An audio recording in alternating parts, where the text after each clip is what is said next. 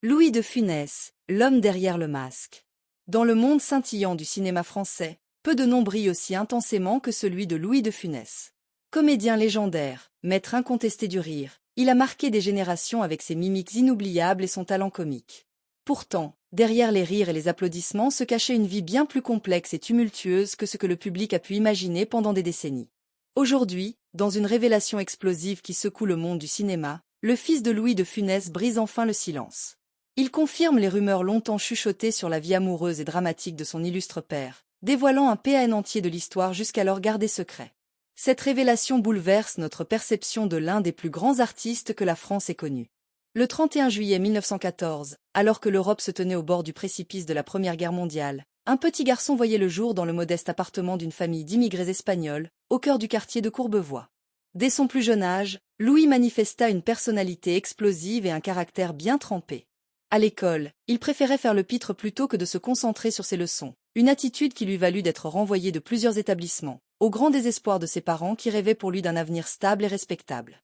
Cependant, ce qui apparaissait comme un échec aux yeux du monde était en réalité les prémices d'un talent extraordinaire en gestation. C'est précisément dans ces moments de rébellion contre l'autorité que Louis affûtait ses armes comiques, développant un sens aigu de l'observation et une capacité unique à transformer les situations les plus banales en véritables spectacles hilarants. Un jour, alors qu'il n'avait que 12 ans, Louis assista à une représentation du célèbre acteur comique Fernandel. Ce fut une révélation. Fasciné par la capacité de l'artiste à faire rire aux éclats une salle entière, le jeune garçon comprit que sa vocation était là, sur les planches, à faire naître le rire et la joie chez les autres.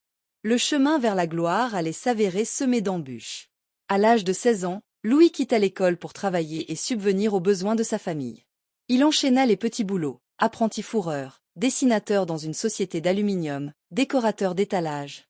Autant d'expériences qui, loin de le décourager, ne firent que renforcer sa détermination à percer dans le monde du spectacle. C'est durant ces années difficiles que Louis rencontra celle qui allait devenir sa première épouse et le soutien indéfectible de ses débuts, Germaine Louise Élodie Carroyer. Mariés en 1936, ils eurent un fils, Daniel, né en 1937.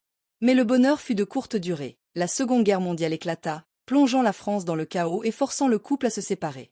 Cette période de désespoir devint l'un des piliers de sa personnalité et de son art.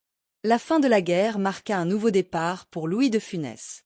Sa séparation d'avec Germaine le laissa seul face à ses ambitions et ses doutes, mais le destin allait bientôt lui sourire sous les traits d'une jeune et talentueuse pianiste du nom de Jeanne-Augustine Barthélemy.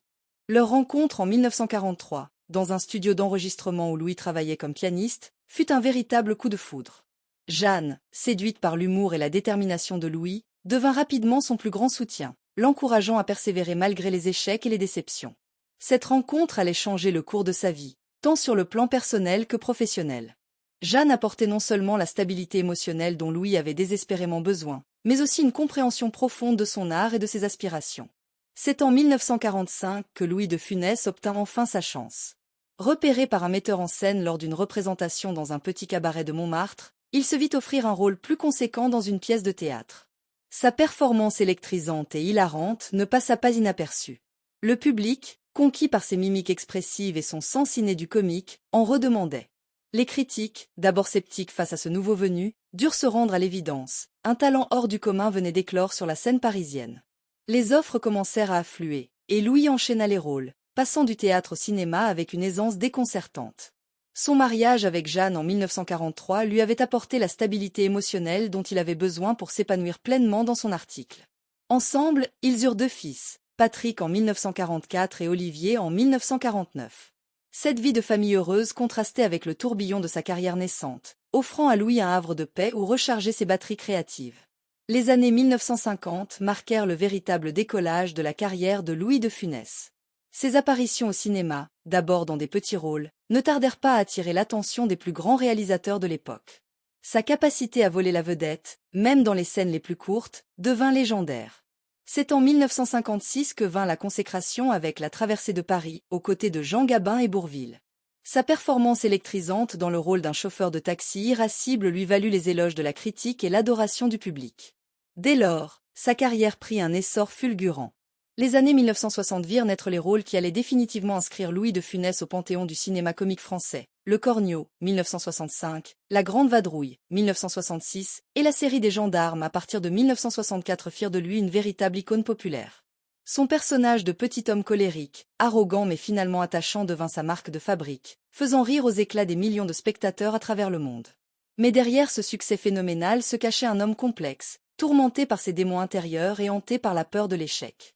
Louis de Funès, malgré sa réussite, restait profondément marqué par ses années de galère. Il travaillait d'arrache-pied sur chaque rôle, peaufinant chaque mimique, chaque intonation. Cette anxiété chronique se manifestait de diverses manières sur les plateaux de tournage. Louis était connu pour ses sautes d'humeur, ses exigences parfois démesurées et son perfectionnisme maladif. Il pouvait faire recommencer une scène des dizaines de fois à la recherche du timing parfait pour un gag ou une réplique. Ses proches, en particulier sa femme Jeanne, étaient les témoins privilégiés de ses tourments. La nuit, Louis était souvent en proie à des insomnies, rejouant dans sa tête les scènes du jour, imaginant 1000 façons de les améliorer. Le matin, il arrivait sur le plateau épuisé mais déterminé, prêt à donner le meilleur de lui-même. Cette dévotion totale à son art eut un prix élevé sur sa vie personnelle. Bien que profondément attaché à sa famille, Louis était souvent absent, pris dans le tourbillon des tournages et des promotions. Ses fils, Patrick et Olivier, grandirent avec l'image d'un père aimant mais distant, dont il devait partager l'affection avec des millions de spectateurs. Jeanne, pilier inébranlable du foyer, jonglait entre son rôle de mère, de confidente et de manager officieux de son mari. Elle veillait à préserver Louis des pressions extérieures, filtrant les sollicitations et créant autour de lui un cocon protecteur où il pouvait se ressourcer entre deux films. Mais même cet équilibre précaire fut mis à rude épreuve. En 1968, au plus fort de sa carrière, Louis fut frappé par un premier infarctus. Cet avertissement sérieux le força à ralentir le rythme et à reconsidérer ses priorités. Pour la première fois, il dut faire face à sa propre mortalité et aux conséquences de son rythme de vie effréné. C'est dans ce contexte de vulnérabilité que survint l'un des chapitres les plus controversés de la vie de Louis de Funès. Pendant sa convalescence, il fit la rencontre d'une jeune infirmière, Isabelle. Cette rencontre, d'abord anodine, se transforma rapidement en une passion dévorante. Louis, pour la première fois depuis des années, se sentait compris et accepté pour ce qu'il était vraiment, loin de son personnage public. Isabelle, de son côté, voyait au-delà de la star l'homme fragile et sensible. Cette liaison, tenue secrète pendant des mois, devint pour lui à la fois une source de joie intense et de culpabilité dévorante. Ses performances, bien que toujours hilarantes, prirent une profondeur nouvelle. Derrière les grimaces et les éclats de voix, on pouvait désormais percevoir une mélancolie subtile, une fragilité qui rendait ses personnages plus humains et attachants que jamais. Malgré les tourments de sa vie personnelle, la carrière de Louis de Funès continuait son ascension vertigineuse. Les années 1970 le virent enchaîner les succès avec des films devenus des classiques du cinéma français comme Les Aventures de Rabbi Jacob, 1973, et L'aile ou la cuisse, 1976. Chaque nouvelle sortie était un événement national. Louis de Funès était devenu bien plus qu'un acteur, il était une institution, un trésor national que la France entière chérissait. Cette adoration du public, si elle flattait son ego d'artiste, pesait également lourdement sur ses épaules. La pression pour maintenir ce niveau de succès était écrasante.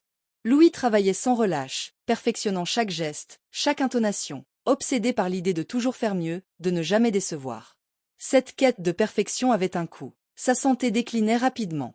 En mars 1975, alors qu'il était au sommet de sa gloire, Louis fut frappé par un deuxième infarctus, plus grave que le premier. Cet épisode le força à un repos complet pendant plusieurs mois, mettant sa carrière en suspens et le confrontant à sa propre mortalité. Durant sa convalescence, Louis eut le temps de réfléchir à sa vie, à ses choix, à tout ce qu'il avait sacrifié sur l'autel de la célébrité. Pour la première fois depuis des années, il prit conscience du fossé qui s'était creusé entre lui et sa famille, en particulier ses fils. Patrick et Olivier, devenus adultes, avaient grandi dans l'ombre de la célébrité de leur père. Si Patrick avait choisi de suivre les pas de Louis dans le monde du cinéma, Olivier s'était délibérément tenu à l'écart des projecteurs, cherchant à se construire une identité loin de l'influence paternelle. Cette période de repos forcé fut l'occasion pour Louis de renouer avec ses fils. Avec Patrick, les conversations tournaient autour du cinéma, de l'art de la comédie. Louis se découvrit un plaisir nouveau à partager son expérience, à transmettre son savoir à son fils aîné. Avec Olivier, les choses furent plus compliquées. Des années de distance et d'incompréhension avaient créé un mur entre eux. Mais petit à petit, au fil de longues conversations parfois houleuses, père et fils apprirent à se redécouvrir, à s'apprécier pour ce qu'ils étaient vraiment. Ces retrouvailles familiales eurent un effet profond sur lui. Il prit conscience de tout ce qu'il avait manqué, de tous ces moments précieux sacrifiés sur l'autel de sa carrière. Cette prise de conscience allait influencer profondément ses choix futurs, tant personnels que professionnels. Après plusieurs mois de convalescence, Louis de Funès fit son grand retour sur les écrans avec L'aile ou la cuisse en 1976. Le film fut un triomphe, prouvant que le public n'avait rien perdu de son affection pour le petit homme colérique au cœur tendre. Mais lui n'était plus le même. Son expérience proche de la mort, ses retrouvailles avec sa famille avaient profondément changé sa perspective sur la vie et sur son article. Il abordait désormais chaque rôle avec une sagesse nouvelle, une profondeur que même ses plus fervents admirateurs ne lui connaissaient pas. Cette nouvelle approche se reflétait dans ses choix de rôle. La zizanie, 1978, et Le gendarme et les extraterrestres, 1979, montraient un Louis de Funès plus nuancé, capable de mêler l'humour à une réflexion plus profonde sur la condition humaine. Malgré le succès continu, Louis savait que le temps lui était compté. Sa santé, bien que stabilisée, restait fragile. Chaque nouveau film était pour lui un défi, une bataille contre ses propres limites. C'est dans cet état d'esprit qu'il aborda ce qui allait être son dernier grand rôle, celui de Stanislas Lefort dans La soupe aux choux, 1981. Le film, adaptation d'un roman de René Fallet, permettait à Louis d'explorer des thèmes qui lui tenaient à cœur, l'amitié, le passage du temps, la solitude. Le tournage fut éprouvant. Louis, malgré sa fatigue évidente, donna tout ce qu'il avait. Ses partenaires à l'écran, Jean Carmet et Jacques Villeray, furent impressionnés par sa détermination et son professionnalisme. La soupe aux choux sortit en décembre 1981 et fut un succès immédiat. Le public retrouvait avec bonheur le Louis de Funès qu'il aimait tant, mais découvrait aussi un acteur capable d'une profondeur et d'une émotion insoupçonnées. Après la sortie de La soupe aux choux, Louis décida de prendre du recul. Il refusa plusieurs projets, préférant passer du temps avec sa famille dans sa propriété du château de Clermont. C'est là, entouré des siens, qu'il passa les derniers mois de sa vie. Il profitait de chaque instant, rattrapant le temps perdu avec ses fils et ses petits-enfants. Jeanne, toujours à ses côtés, veillait sur lui avec une dévotion inébranlable. Le tumulte des plateaux de cinéma avait laissé place à une paix qu'il n'avait jamais connue auparavant. Les visites de ses fils et de ses petits-enfants étaient devenues des moments précieux. Louis, conscient du temps qui lui était compté, s'efforçait de créer des souvenirs durables avec chacun d'eux. Il racontait des histoires de ses débuts dans le cinéma, partageait des anecdotes de tournage, transmettait sa passion pour l'art comique. Louis de Funès s'éteignit paisiblement dans la nuit du 27 janvier 1983, à l'âge de 68 ans. Sa disparition plongea la France entière dans le deuil. Des milliers de personnes se rassemblèrent pour lui rendre un dernier hommage, témoignant de l'amour immense que le public portait à cet acteur hors du commun. Les funérailles, célébrées en l'église Saint-Pierre de Nantes, rassemblèrent une foule immense. Fans anonymes et célébrités se côtoyaient, unis dans un même chagrin. Jeanne, digne dans sa douleur, était entourée de ses fils et de ses petits-enfants. Mais au milieu de la foule, une silhouette discrète attira l'attention d'Olivier, une femme d'une cinquantaine d'années, accompagnée d'un jeune homme qui ressemblait étrangement à Louis dans sa jeunesse. Leurs regards se croisèrent et, dans un éclair de compréhension, Olivier sut qu'il avait devant lui Isabelle et son demi-frère, l'enfant né de la liaison secrète de son père. Ce moment, aussi bref fut-il, marqua pour Olivier le début d'un long processus de réconciliation avec le passé complexe de son père. Dans les années qui suivirent la disparition de Louis de Funès, sa famille s'efforça de préserver et de faire vivre son héritage. Jeanne, jusqu'à sa propre mort en 2015, fut la gardienne infatigable de la mémoire de son mari. Patrick poursuivit sa carrière dans le cinéma, portant fièrement le nom de son père. Olivier, quant à lui, choisit une voie différente. Après des années de réflexion, il décida de partager l'histoire de son père dans toute sa vérité. Son livre Louis de Funès, L'homme derrière le masque, publié en 2020, fit l'effet d'une bombe dans le monde du cinéma français. Pour la première fois, le public découvrait les failles, les doutes, les amours secrets de celui qui avait été l'un des plus grands comiques de son temps. Aujourd'hui, près de 40 ans après sa disparition, l'influence de Louis de Funès reste immense. Ses films, régulièrement rediffusés à la télévision, continuent à faire rire des millions de spectateurs de tous âges. De jeunes comédiens s'inspirent de son style, de sa gestuelle, de son sens du timing. Des expositions, des rétrospectives, des livres lui sont régulièrement consacrés, témoignant de l'intérêt toujours vif du public pour cet artiste hors du commun. En 2022, à l'occasion du 40e anniversaire de la sortie du dernier film de Louis de Funès, un événement inattendu se produisit. Lors d'une cérémonie d'hommage organisée au château de Clermont, Olivier de Funès prit la parole. À la surprise générale, il invita sur scène un homme d'une soixantaine d'années, son demi-frère, le fils d'Isabelle et de Louis. Ce moment chargé d'émotions marqua la réconciliation finale de la famille de Funès avec son passé. Olivier et son demi-frère, enlacés sous le regard bienveillant d'une photo géante de Louis, symbolisaient la victoire de l'amour et du pardon sur les blessures du passé. Cette scène, largement relayée par les médias, suscita une vague d'émotion dans toute la France. L'impact de Louis de Funès sur la culture populaire française ne cesse de grandir. Des générations nouvelles découvrent son œuvre à travers les plateformes de streaming et les rééditions numériques de ses films. Son style unique continue d'influencer les comédiens contemporains, et ses performances sont étudiées dans les écoles de théâtre comme des exemples parfaits de timing comique et d'expression corporelle. En 2023, le musée Louis de Funès, créé à Saint-Raphaël, a connu une expansion majeure, incluant désormais une section consacrée à la vie privée de l'artiste. Cette initiative, soutenue par la famille, témoigne d'une volonté de présenter Louis de Funès dans toute sa complexité humaine, au-delà de son personnage public. L'histoire de Louis de Funès est bien plus qu'une simple biographie d'acteur.